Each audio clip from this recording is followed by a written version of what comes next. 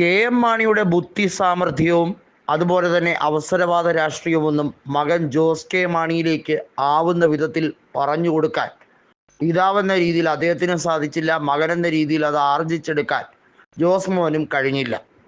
Kerala Congress M ഒരു സുന്ദരിയെ പോലെയാണ് എന്നാണ് കെ.എം. മാണി പറഞ്ഞത്.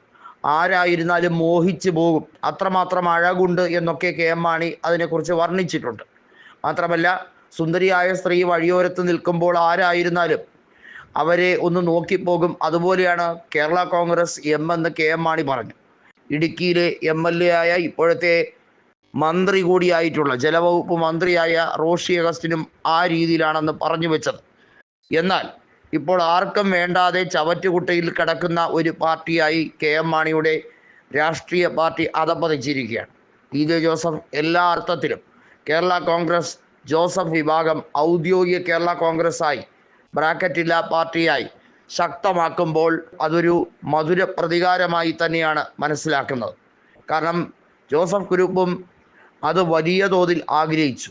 മാണി കോൺഗ്രസിനെ പിടിച്ചെടുക്കാൻ ശ്രമിച്ചപ്പോൾ അന്നേരം ജോസ് കെ മാണി PJ ജോസഫിനെയും മോൻസ് ജോസഫിനെയും ആട്ടി പുറത്താക്കി എന്നായിരുന്നു അന്നൊക്കെ തലക്കെട്ടുകൾ. എന്നാൽ ആ തലക്കെട്ടിനെ അപ്പാടെ മാറ്റിമറിച്ചുകൊണ്ട് UDFിൻ്റെ കൂടെ നിൽക്കുന്ന കേരള കോൺഗ്രസ് ആണ് യഥാർത്ഥ കേരള കോൺഗ്രസ്. മറ്റത് മലയോര കർഷകരെയും അതുപോലെ ചെറുകിടക്കാരെയും ഒക്കെ വഞ്ചിക്കലാണ് എന്ന് കൃത്യമായി പറഞ്ഞു പരത്താൻ PJ ജോസഫിനും കൂട്ടാളികൾക്കും കഴിഞ്ഞു എന്നുള്ളതാണ് അവരുടെ ഏറ്റവും വലിയ മേന്മ.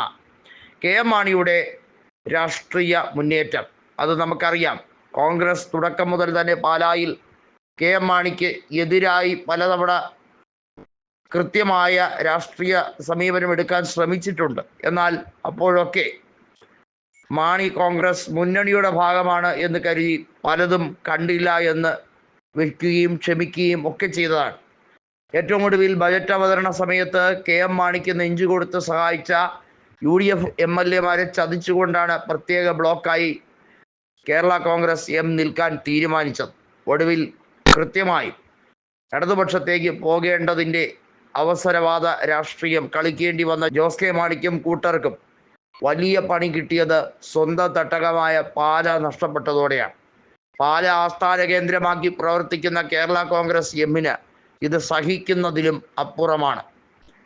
NCPയുടെ നേതാവായ എന്നാൽ NCPയിൽ വിട്ടുപോന്ന് സ്വതന്ത്രനായി മത്സരിക്കേണ്ടി വന്ന UDF സ്ഥാനാർത്ഥിയായ മാണി C കാപ്പൻ അങ്ങനെ കേരള കോൺഗ്രസ് എമ്മിൻ്റെ തായ് വേര് തന്നെയാണ് അറുത്തെടുത്തത്. ഇനിയൊരു തിരിച്ചുവരവില്ല എന്ന് മനസ്സിലാക്കിയ ജോസ് കെ മാണി ഇപ്പോൾ CPIM-ഉമായി പല രീതിയിൽ അവരുമായി അകൽച്ചയിൽ തുടങ്ങിയിരിക്കുകയാണ്. UDF-ഉമായി ഒരു സഖ്യമുണ്ടാക്കാം എന്ന് വിചാരിച്ചാലും UDF ഏഴയിലത്ത് അടുപ്പിക്കുന്നില്ല. CPIM-ൻ്റെ ഔദ്യോഗിക സമ്മേളനം ഇടുക്കി ജില്ലയിൽ നടക്കുമ്പോൾ റോഷിയെ രൂക്ഷമായി പരിഹസിക്കുകയാണ്. റോഷിക്കിനി പ്രചരണത്തിന് വേണ്ടി റോഷിയെ സഹായിക്കില്ല എന്ന് വരെ തുറന്നടിക്കുന്ന സമീപനം, അതിലൊന്നും മുന്നണി മര്യാദ നോക്കാതെ തന്നെയാണ് CPIM-ൻ്റെ ജില്ലാ സെക്രട്ടറിയായ CV വർഗീസ് ഉൾപ്പെടെയുള്ളവർ തുറന്നടിച്ചിരിക്കുന്നത്. തീർച്ചയായും ജോസ് കെ മാണിക്ക് ഇതൊരു ഇരട്ട പ്രഹരമായി മാറും എന്നുള്ളതിന് സംശയമില്ല. CPIM തന്നെ അവരുടെ നേതാക്കളെ കാലുവാരും എന്ന് പരസ്യമായ പ്രഖ്യാപനം നടത്തിയിരിക്കുകയാണ്.